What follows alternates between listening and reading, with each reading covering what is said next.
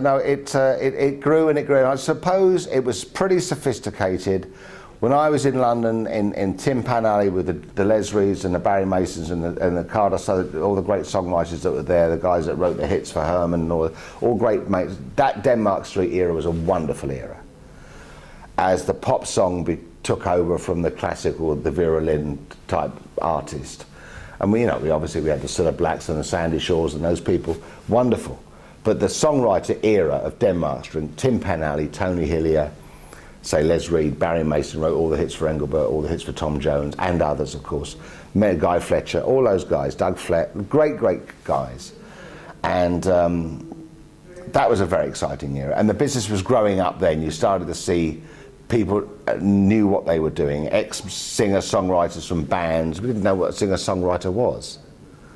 And then Terry Kennedy found Donovan, and that grew and that became something, and then a guy went out on stage just with a guitar and played it on his own and did everything, and lyrics started to tell stories. Suddenly somebody said something in a song which was important in their way of life. They looked at the world they lived in and they made statements about it. They didn't like the world they lived in, and they started to say things about the world, and then the young people started to listen.